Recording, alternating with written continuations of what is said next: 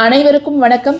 நான் தமிழரசி பாலமுருகன். இந்த பதிவில் நம்ம பார்க்க போகிறது நாளைய தினம் 23/3/2026 பங்குனி மாதத்தோட கிருத்திகை நட்சத்திரம் அப்படிங்கிறது நாளைய தினம் வருது.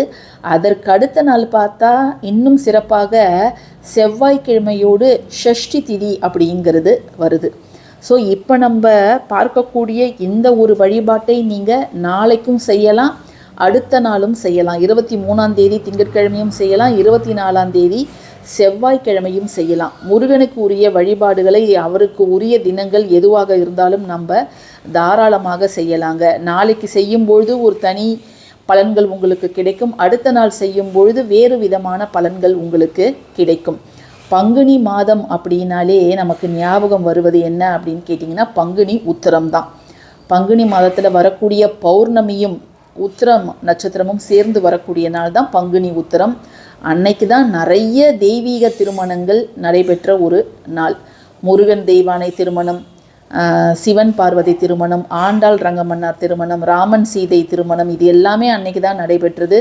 அது மட்டும் இல்லாமல் வள்ளி அவதரித்த நாளாகவும் இந்த பங்குனி உத்திரம் தான் இருக்குது. அதே போல் இன்னும் நிறைய பேர் இந்த பங்குனி உத்திரத்தில் அவதரித்திருக்கிறாங்க. அர்ஜுனர் பங்குனி உத்திரத்தில் தான் அவதரித்தார். அது மாதிரி சாஸ்தா ஐயப்பன் இங்கே தான் இந்த நட்சத்திரத்தில் தான் அவதரித்தார். ஸோ அது ரொம்ப சிறப்பான நாளாக கருதப்படுது. பங்குனி உத்திரத்தில் நிறைய பேர் முருகனுக்கு விரதம் இருந்து வழிபாடு செய்வாங்க. திருமண வரம் வேண்டும், குடும்பத்தில் ஒற்றுமை அதிகரிக்கணும் அப்படின்னு நிறைய பேர் வேண்டிப்பாங்க. அதே போல் அன்று முழு நாள் விரதம் இருந்து முருகனுக்கு காவடி எல்லாம் எடுப்பாங்க. ஸோ முருகனுக்கு உரிய ஒரு மாதமாகவும் இந்த பங்குனி மாதம் கருதப்படுது. ஸோ இந்த பங்குனி மாதத்தில் வரக்கூடிய கிருத்திகை, இந்த கிருத்திகை நட்சத்திரம் எப்போ ஆரம்பிக்குது அப்படின்னு பார்த்தீங்கன்னா இன்று இரவு சரியாக 10:42 மணிக்கு ஆரம்பித்து நாளை இரவு 8:49 மணி வரை இந்த கிருத்திகை அப்படிங்கிறது இருக்குது. ஸோ இந்த தினத்தில் நம்ம வெற்றிலை தீபம் அவசியம் ஏற்றணும். அதுவும் சில சிறப்பான பொருள்களை சேர்த்து ஏற்றும் பொழுது நமக்கு கிடைக்கக்கூடிய பலன்கள் ஒரு மடங்குக்கு பல மடங்காக கிடைக்கும். நிறைய பேர் யோசிக்கலாம், முருகனுக்கு உரிய நாளே நீங்கள் வெற்றிலை தீபம் தான் போட சொல்கிறீங்க, அப்படி என்ன தான் இருக்குது இந்த வெற்றிலை தீபத்தில், என்னென்னலாம் நடக்கும் அப்படின்னும் கேட்கலாம். இதை நீங்கள் செய்தால், இந்த தீபத்தை நீங்கள் போட்டால் உங்களுக்கு நீங்கள் கிடைக்காதது எதுவுமே இல்லை அப்படின்னு தான் நான் சொல்லுவேன். ஆமாங்க, அவ்வளோ நல்லவைகள் உங்களுக்கு சேரும். இங்கே என்ன வேண்டிக்கிட்டு போட்டாலும் அந்த வேண்டுதல் உங்களுக்கு மிக விரைவில் நிறைவேறும். ஏன்னா இது நம்ம சேனலில் போட்டதே நிலம் தொடர்பான பிரச்சனைகள் தீரும் அப்படின்னு தான் நம்ம போட்டிருந்தோம். ஆனால் நிறைய பேர் அவங்களுக்கு என்னென்ன பிரச்சனைகள் இருக்குதோ, இப்போ எனக்கு வேலையில் இடமாற்றம் டிரான்ஸ்ஃபர் வேணும், நான் சில பெண்கள் நான் கருத்தரிக்கணும் அப்படின்னு சொல்லி போட்டு ஒரு மாதத்திலேயே நான் கன்சீவ் ஆகிட்டேன் அப்படின்னு சொல்லி எனக்கு மெசேஜ் கமெண்ட்டில் போட்டிருந்தாங்க. ஸோ அதெல்லாம் படிக்கும்பொழுதே மிக சந்தோஷமாக இருந்தது. அதே போல் இன்னும் என்னென்னவோ வேலை கிடைக்காதவர்களுக்கு வேலை கிடைத்தது. அதே போல் நான் விரும்பின பெண்ணை என் வீட்டு சம்மதத்தோடு நான் திருமணம் செய்து கொண்டேன் அப்படின்னும் நிறைய பேர் போட்டிருந்தாங்க.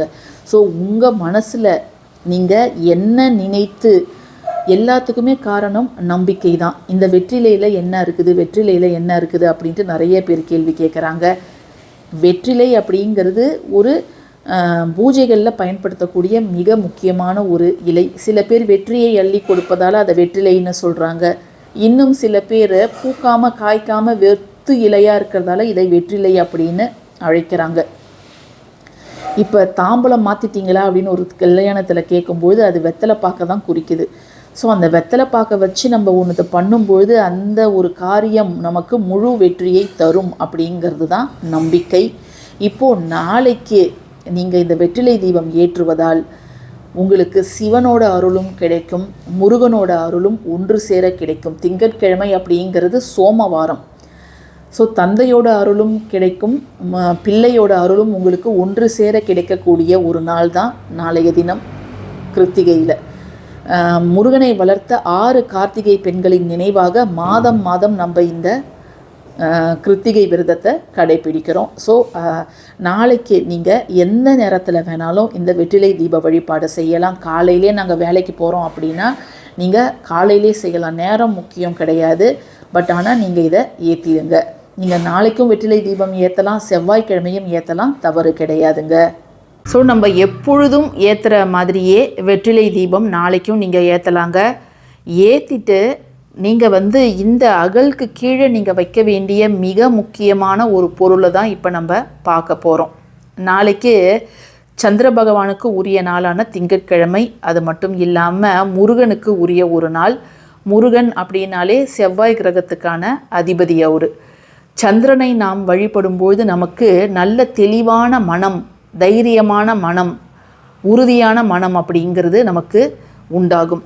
ஸோ நாளைக்கு நீங்கள் அந்த வெற்றிலை தீபம் ஏற்றக்கூடிய அந்த அகலுக்கு கீழே நீங்கள் கொஞ்சம் துவரம்பருப்பு, கொஞ்சம் பச்சரிசி இதை மாதிரி நீங்கள் வச்சுக்கோங்க. ஜஸ்ட்டு 1 டீஸ்பூன் போதுமானது. இதை மட்டும் நீங்கள் வச்சுக்கோங்க. நிறைய பேர் வெற்றிலைக்கு மேலே இந்த பிராஸ் விளக்கெல்லாம் ஏற்றுறாங்க. பட் நம்ம அதை ஏற்றுவதற்கு பதில் அகல் விளக்கு, மண் அகல் விளக்கு ஏற்றுவதே ரொம்ப ரொம்ப சிறப்பான ஒரு வழிபாடாக இருக்கும். ஸோ இந்த 2 தானியங்களை நம்ம இதில் வச்சிடுறோம். வச்சுட்டு உங்களுக்கு என்ன ஒரு வேண்டுதல் நிறைவேறணும் அப்படின்னு நீங்கள் நினச்சிட்ருக்கிறீங்களோ அந்த வேண்டுதல் நிறைவேறுவதற்காக முருகனை வேண்டி 6 ரூபாய் நாணயங்களை நீங்கள் இதில் வையுங்க. நீங்கள் நான் 5 ரூபாய் 1, 1 ரூபாய் 1 எடுத்திருக்கிறேன். உங்களோட விருப்பம். நீங்கள் 6ம் 1 ரூபாயே வைக்கலாம், அல்லது 2 ரூபாயும் நீங்கள் வைக்கலாம், தவறு கிடையாது. இதை வச்சுட்டு அதுக்கப்புறம் நீங்கள் ஏற்றுங்க. இப்போ நான் உங்களுக்கு டெமோ காமிக்கணும் அப்படிங்கிறதுக்காக நான் இதை மாதிரி செஞ்சுருக்கிறேன்.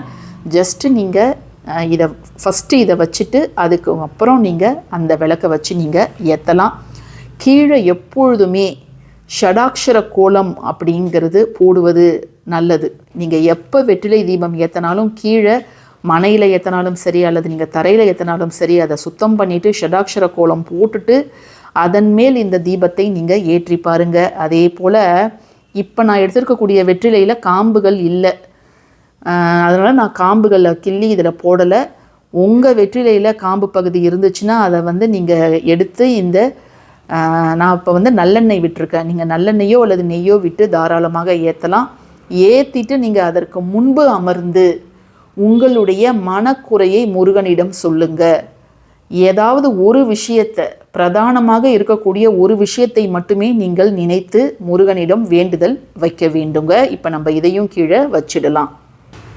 ஒரு அரை மணி நேரம் விளக்கு எரிந்தாலே போதுமானது. நாளைக்கு கிருத்திகைக்கு நிறைய பேர் விரத சமையல் செய்வாங்க. அந்த நேரத்துலையும் மதிய நேரத்தில் அப்பையும் நீங்கள் இதை செய்யலாம். அல்லது மாலை நேரத்துலையோ அல்லது காலை நேரத்துலையோ. ஏன்னா நாளை முழுக்க கிருத்திகை அப்படிங்கிறது இருக்குது. இரவு 8:49 மணி வரைக்கும் இருக்குது. ஸோ தாராளமாக நீங்கள் ஏற்றலாம். மறுநாள் இந்த அரிசியையும் தோரம்பருப்பையும் நீங்கள் பறவைகளுக்கு வச்சிடலாம். 6 ரூபாய் நாணயங்களை நீங்கள் பத்திரம் படுத்தி வையுங்க. உங்கள் பூஜை ரூம்லேயே ஒரு பாக்ஸில் போட்டு வைங்க. அடுத்தது உங்களுடைய வேண்டுதல் நிறைவேறினதுக்கப்புறம் இந்த 6 ரூபாய் நாணயங்களை நீங்கள் அருகில் இருக்கக்கூடிய முருகன் கோவில் உண்டியலில் போய் நீங்கள் சேர்த்துடலாங்க. ஸோ முருகனுடைய அருளால் நிச்சயமாக நாளைக்கு நீங்கள் என்ன வேண்டிக்கிட்டாலும் அது நிறைவேறும்.